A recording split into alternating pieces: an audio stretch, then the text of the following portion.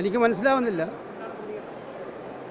സിനിമയുടെ തുടക്കത്തിൽ തന്നെ ഇതൊരു സാങ്കല്പിക കഥയാണെന്നും കഥാപാത്രങ്ങളെല്ലാം സാങ്കല്പികമാണെന്നും പറഞ്ഞിട്ടുള്ള ഒരു സിനിമയാണ്. എന്തുകൊണ്ടാണ് ആ സിനിമയെ ഇത്രയേറെ ആക്രമിക്കുന്നത്? ഓർഗനൈസർ നേരിട്ട് 3 എഡിറ്റോറിയൽ, ഓർഗനൈസർ ആരുടെ മുഖപത്രമാണെന്ന് നമുക്ക് എല്ലാവർക്കും അറിയാമല്ലോ. അവർ തന്നെ നേരിട്ട് രംഗത്തിറങ്ങി ഈ സിനിമയ്ക്കെതിരായിട്ടുള്ള ആക്രമണം നടത്തുന്നതിന് കാരണം കഴിഞ്ഞ കുറച്ച് ദിവസങ്ങളായിട്ട് എനിക്ക് മനസ്സിലാവുന്നില്ല. സിനിമയായിട്ട് ഇതിനു മുമ്പ് എമർജൻസി ഇറങ്ങിയിട്ടുണ്ട്. ഇന്ദിരാഗാന്ധിയൊക്കെ വളരെ മോശമായി ചിത്രീകരിച്ച്, ആക്സിഡൻറ്റിൽ പ്രൈം മിനിസ്റ്റർ ഇറങ്ങിയിട്ടുണ്ട്. അതിലും സോണിയാഗാന്ധിയെയും മൻമോഹൻ സിംഗിനെയും വളരെ മോശമായി ചിത്രീകരിച്ചുള്ള സിനിമകൾ. കേരളത്തിൽ തന്നെ എത്രയോ സിനിമകൾ ഇറങ്ങിയിട്ടുണ്ട്, രാഷ്ട്രീയ നേതാക്കന്മാരെ വളരെ മോശമായിട്ട്, പാർട്ടികളെ മോശമാക്കി ചിത്രീകരിച്ചുള്ള സിനിമ. ഈ സിനിമയ്ക്കെതിരായിട്ട് മാത്രം എന്താണ് ഈ സംഘടിത ആക്രമണം എന്ന് ചിന്തിക്കുന്നതിന് ഉത്തരം എനിക്ക് സിനിമ കണ്ടിറങ്ങിയപ്പോൾ കിട്ടി. അത് വ്യക്തമാണ്. തങ്ങളുടെ കുറ്റബോധം, തങ്ങളുടെ രാഷ്ട്രീയത്തിൻ്റെ പ്രവർത്തനങ്ങൾ തിരിച്ചറിഞ്ഞുള്ളൊരു സിനിമയായി മാറിയോ എന്ന്, സാങ്കല്പികമാണെന്ന് അവർ പറഞ്ഞാലും ഇത് യാഥാർത്ഥ്യമാണെന്ന് അവർ സ്വയം തിരിച്ചറിഞ്ഞ് അവരുടെ കുറ്റം തിരിച്ചറിഞ്ഞതിലുള്ള ആമർഷം. 2, ഈ കേരളത്തെ ചുറ്റിപ്പറ്റി അവർ കെട്ടിപ്പൊക്കാൻ ഉദ്ദേശിക്കുന്ന ചില മായികമായിട്ടുള്ള വസ്തുതകൾക്ക് നിരക്കാത്ത കാര്യങ്ങളുണ്ട്. അത് പുറത്തു കൊണ്ടുവന്നിട്ടുണ്ടോ എന്നുള്ള ആശങ്ക. ഇത് രണ്ടുമുള്ള കൃത്യമായിട്ടുള്ള, ഇത് രണ്ടിൻ്റെയും ആഘാതത്തിൽ നിന്നുണ്ടായിട്ടുള്ള ഗൂഢാലോചന, അത് വൻ കേന്ദ്രങ്ങളിൽ നിന്നുണ്ടായ ഗൂഢാലോചനയാണ് ഈ സിനിമയ്ക്കെതിരായിട്ടുള്ള ആക്രമണം എന്നാണ് ഞാൻ മനസ്സിലാക്കുന്നത്. സിനിമ എന്ന് പറയുന്നത് അതിൻ്റെ സംഘാടകരോ സംവിധായകരോ അല്ലെങ്കിൽ അതിൻ്റെ അണിയറ പ്രവർത്തകരോ ആരും ഉദ്ദേശിക്കാത്ത മാനത്തിലേക്ക് സിനിമ വന്നത് ഇവരുടെ എതിർപ്പിൻ്റെ കാഠിന്യം കൂടിയതുകൊണ്ടാണ്. ആ എതിർപ്പ് കൊണ്ട് എന്തുകൊണ്ടാണെന്ന് അത് വിലയിരുത്തുന്ന ആർക്കും മനസ്സിലാവും. ഈ കേരളം അവരിവിടെ നിന്ന് പറഞ്ഞുകൊണ്ടിരിക്കുന്നത് എന്താണ്? സംഘപരിവാർ പറഞ്ഞുകൊണ്ടിരിക്കുന്നതാണ്. നമ്മളൊരു കാര്യം മനസ്സിലാക്കേണ്ടത്, തീവ്രവാദം, എല്ലാ തീവ്രവാദവും ഒരുപോലെ അപകടമാണ്. അത് ഹിന്ദു തീവ്രവാദമായാലും ഭൂരിപക്ഷ വർഗീയതയായാലും ന്യൂനപക്ഷ തീവ്രവാദമായാലും ഒരുപോലെ അപകടകരമാണ്. ഇത് രണ്ടും തകർക്കുന്നത് പാവപ്പെട്ട മനുഷ്യനെയാണ്, സാധാരണക്കാരനെയാണ്. ഈ സിനിമയിൽ 2 തീവ്രവാദവും അവർ പറയുന്നുണ്ട്, പരാമർശിക്കുന്നുണ്ട്.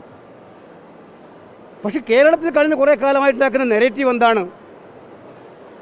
ഈ നെറേറ്റീവ് ഞങ്ങൾ വിശുദ്ധ പശുക്കളാണ്, ഞങ്ങൾ സമാധാനം ഉണ്ടാക്കുന്നവരാണ്, ഹിന്ദുക്കളുടെ സംരക്ഷകരാണ്, ഇവിടെ ഹിന്ദുക്കളെ നശിപ്പിക്കാനായിട്ട് ഒരു കൂട്ടർ ഇറങ്ങിയിട്ടുണ്ട്, അവർക്കെതിരായിട്ട് ഞങ്ങൾ വരികയാണെന്നുള്ള, ഞങ്ങൾ സമാധാനകാംക്ഷികളാണ്. അപ്പോൾ അവർക്ക് ഈ സിനിമ കേരളത്തിൽ ആളുകൾ കാണുന്നതിന് ഭയപ്പെടും. ആ നെറേറ്റീവിനെ ഇല്ലാതാക്കുന്നതാണ് സിനിമ. നടന്നത് യാഥാർത്ഥ്യമാണ്, സാങ്കല്പികമാണ് സിനിമ എന്ന് പറഞ്ഞാലും നടന്നത് യാഥാർത്ഥ്യമാണ്. അതവരെ വേട്ടയാടുന്നുണ്ട്. അതുകൊണ്ട് വ്യക്തമായിട്ടും നമുക്ക് മനസ്സിലാക്കാൻ സാധിക്കും, ഈ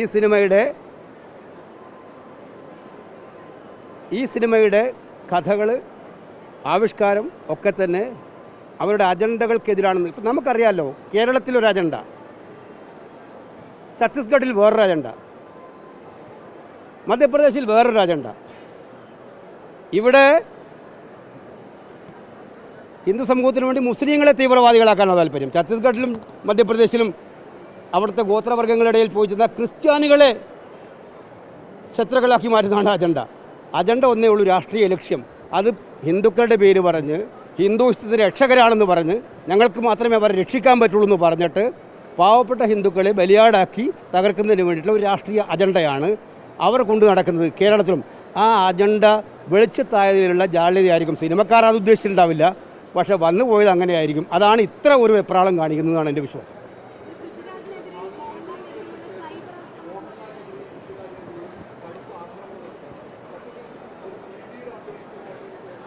അല്ല എനിക്ക് പൃഥ്വിലാലിനെയും മോഹൻലാലിനെയും ഞാൻ മനസ്സിലാക്കുകയും കാണുകയും ഓരോ കേരളീയരും മനസ്സിലാക്കുന്നത്, അവർ രണ്ടുപേരും അഭിനയിക്കാൻ കഴിവുള്ള, ഇപ്പോൾ പൃഥ്വിരാജ് സംവിധാനം നടത്താൻ കഴിവുള്ള ഒരു സംവിധായകനായിട്ടും മോഹൻലാൽ അഭിനയിക്കാൻ കഴിവുള്ള നടനായിട്ടുമാണ് എനിക്കും കേരളത്തിലെ സാമാന്യമായ സിനിമാ സഹോദരങ്ങളെ മനസ്സിലാക്കാൻ കഴിയുന്നത്. അവർക്ക് ചാർത്തി കൊടുക്കുന്ന പരിവേഷം എന്തൊക്കെയാണ്? അതിന് ഓർഗനൈസറിൽ ഞാൻ കണ്ടു പൃഥ്വിരാജ് ഏതോ അദ്ദേഹത്തിന് ഇനി ചാർത്തി കൊടുക്കാൻ വേറെ ഒന്നും ബാക്കിയില്ല. ആ നടനെക്കുറിച്ച് എന്തൊക്കെയാണ് പറയുന്നത്?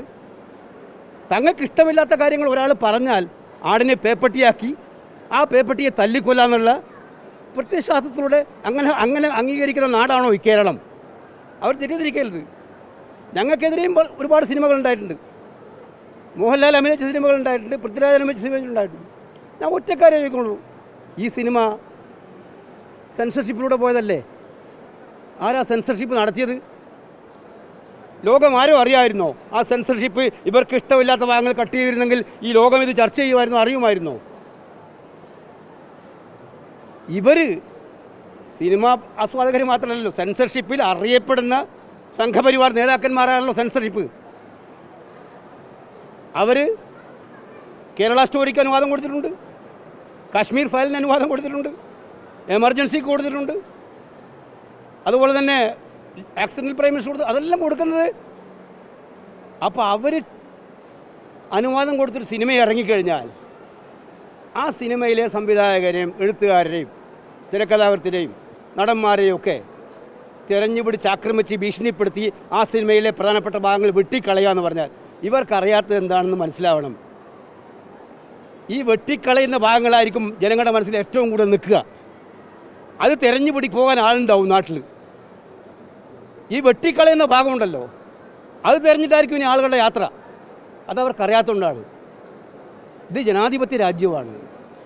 അതിനെ ഒറ്റയടിക്ക് ED-യെയും CBI-യെയും അതുപോലെ ഏജൻസികളെയൊക്കെ ഉപയോഗിച്ചില്ലാതെ തീർത്ത് കളയാമെന്ന് വെച്ചാൽ അത് നടക്കുന്ന നാടല്ല. അതവർ മനസ്സിലാക്കണം. ഇപ്പം ഞാനൊരു രാഷ്ട്രീയ പ്രവർത്തന നിലയിൽ മാത്രമല്ല പറയുന്നത്, ഈ നാട് നിലനിൽക്കണമെന്ന് ആഗ്രഹിക്കുന്നുണ്ടെങ്കിൽ ഇത്തരം ഭീഷണികൾക്ക് വഴങ്ങാതിരിക്കുക വേണ്ടത്.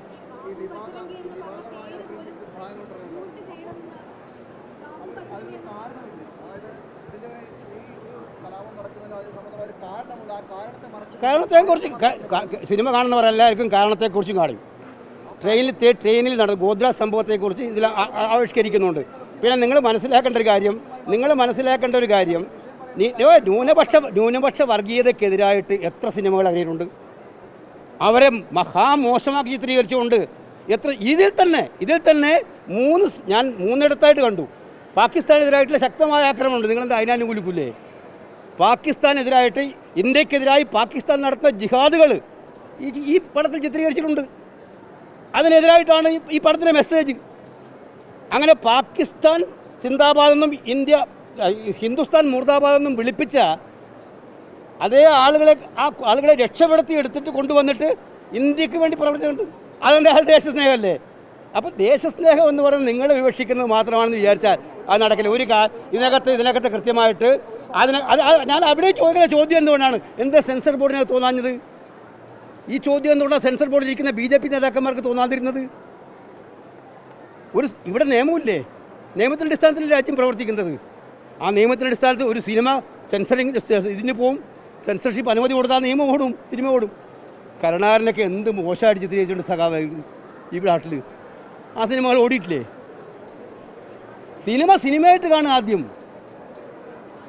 അത് സിനിമയായിട്ട് കാണാൻ പറ്റാത്തവർക്ക് എന്തുകൊണ്ടാണെന്ന് വെച്ചാൽ അത് തങ്ങളുടെ അജണ്ട വെളിച്ചത്ത് വരുന്നു എന്നുള്ളത് ബോധ്യപ്പെടുന്നതുകൊണ്ടാണ്. അവിടെയാണ് പ്രശ്നം. ഓക്കെ.